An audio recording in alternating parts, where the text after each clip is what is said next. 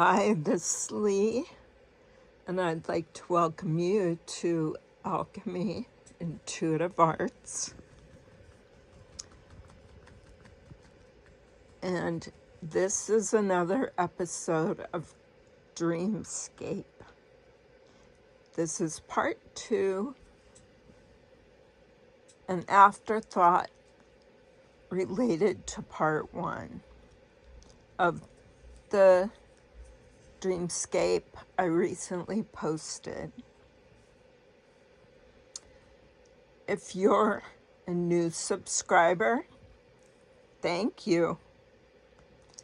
If you're a returning subscriber, thank you. And if you're not a subscriber yet, what are you waiting for? Join the conversation. And with that said, let's get into it.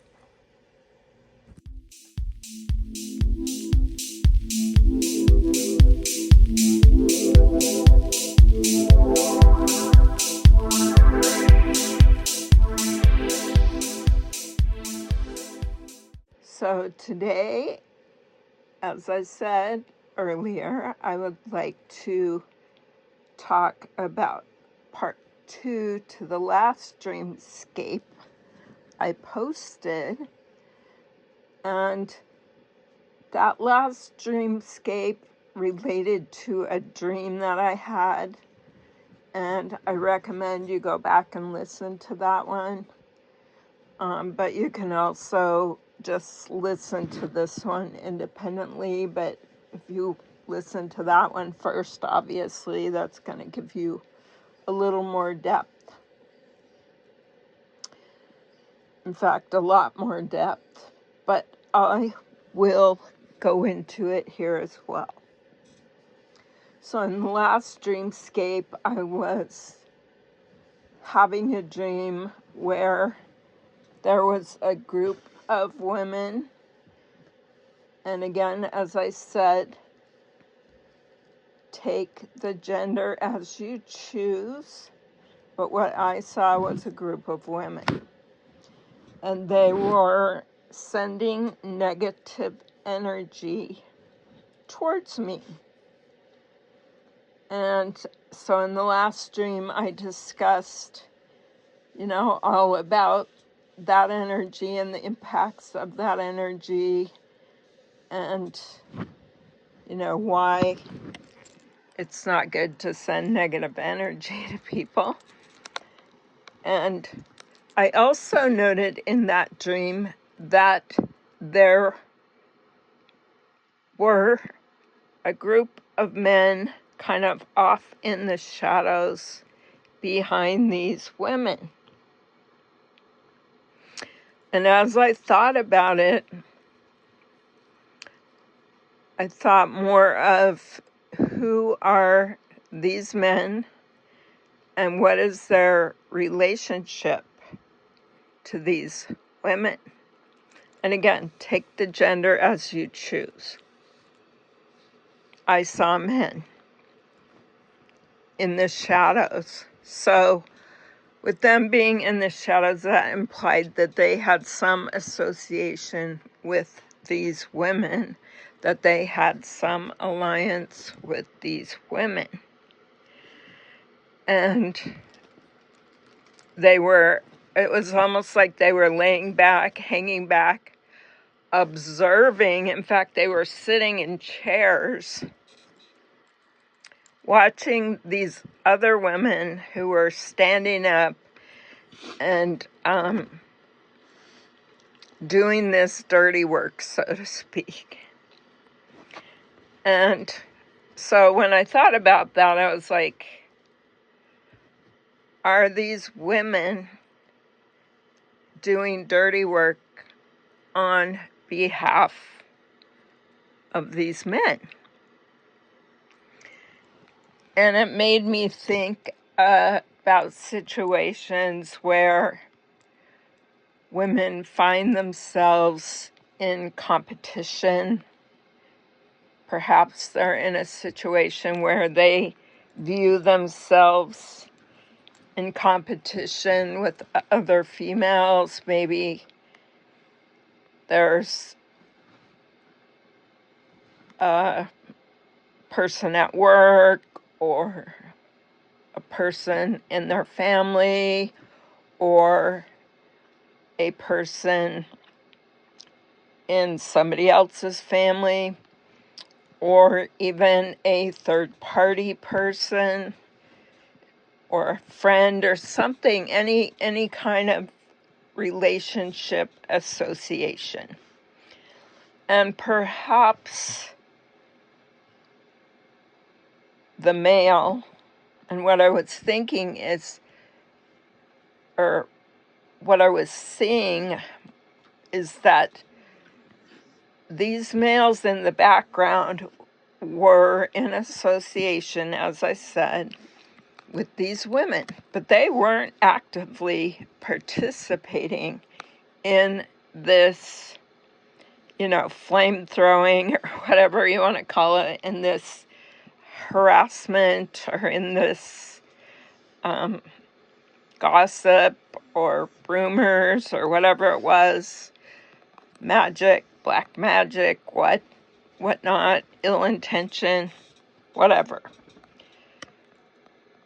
But they actually were participating by association.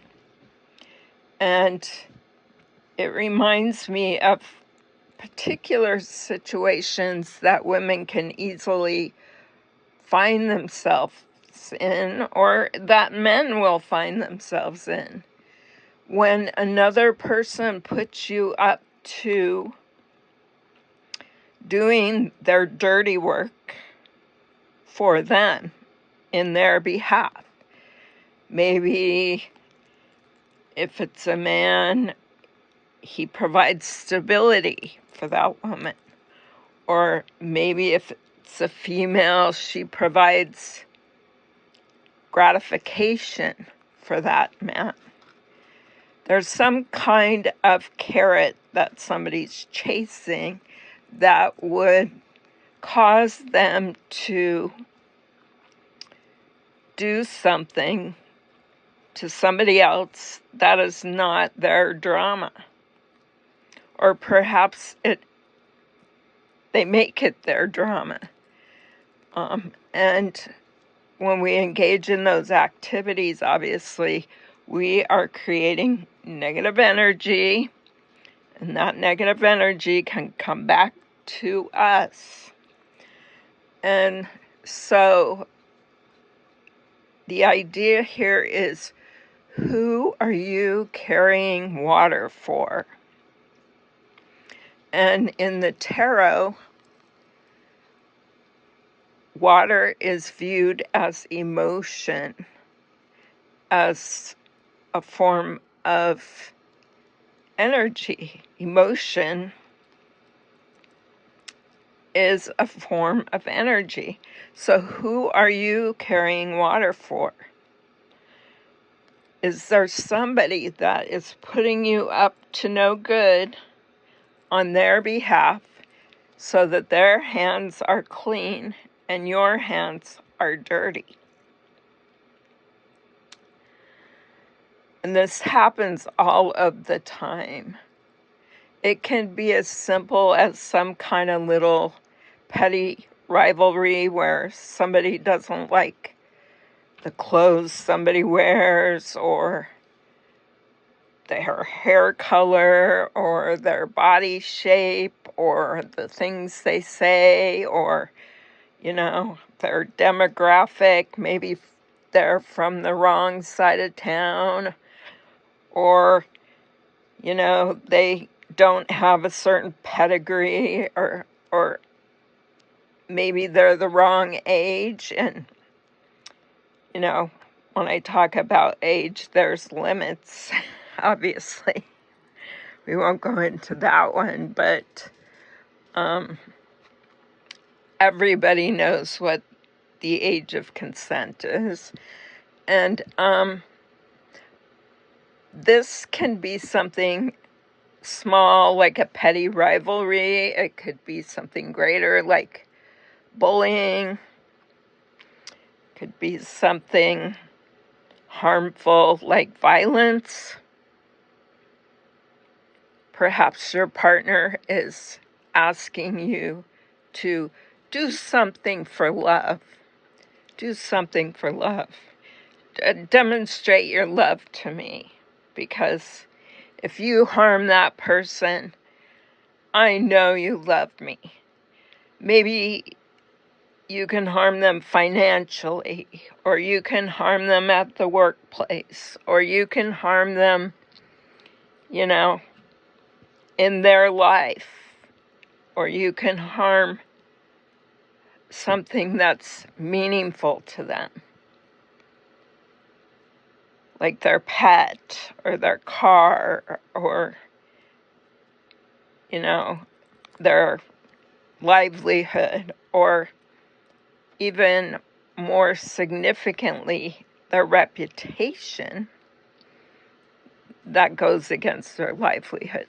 So the whole thing is about carrying water for somebody else, doing somebody else's dirty work, and doing it to prove that your love is grand, your love is the greatest.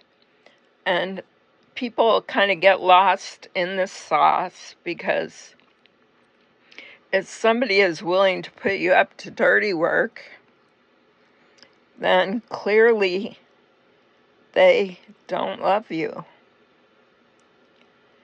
They don't love you because somebody who loves you is not going to ask you to do their dirty work for them.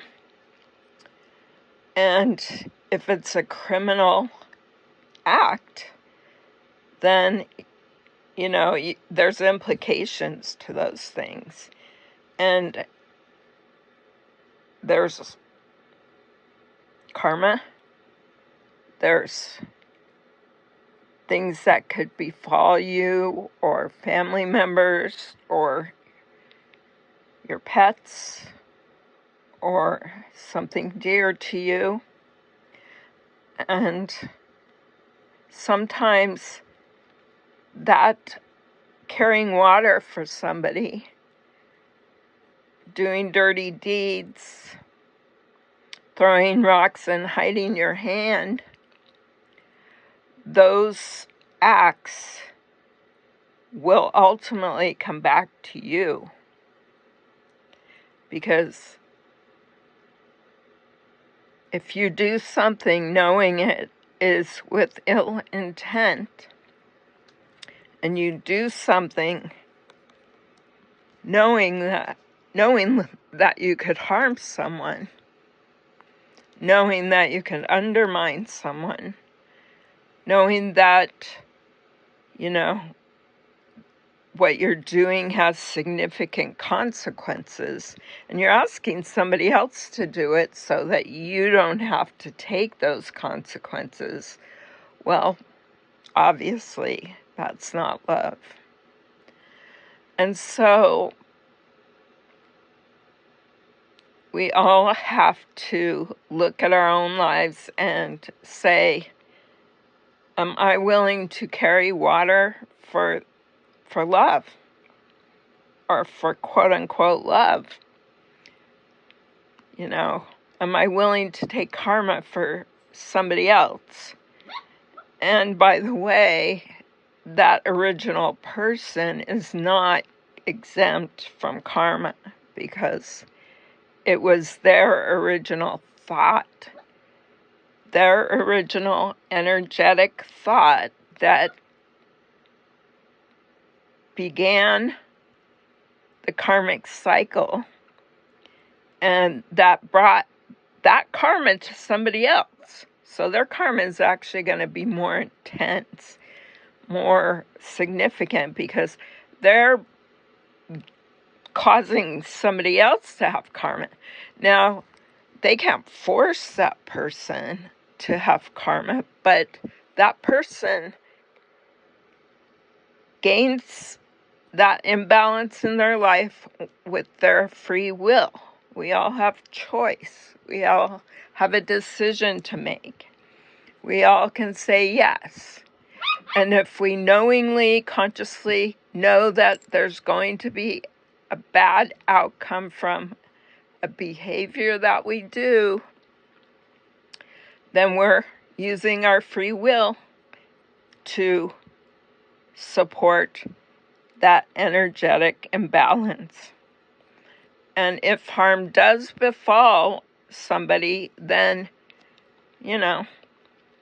you're going to reap the karma from the seeds that you've sown on behalf of somebody else who doesn't actually love you and is asking you to do something to harm somebody else in the name of love or passion or stability or an oath or whatever it is you're doing, money, who knows why people do different things.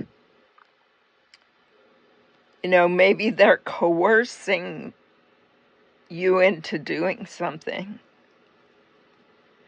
And what people don't realize is that there's a point where you have to let go and let God. As I say in AA, let go and let God, meaning let the chips fall where they may, let the cookie crumble, accept what happens and go forward. Because the consequences now are going to be less than they will be in the future if you continue in the karmic cycle. So I ask you, are you carrying water for somebody? Are you getting your hands dirty for somebody? Are you bringing karma upon yourself or potentially upon somebody else as well?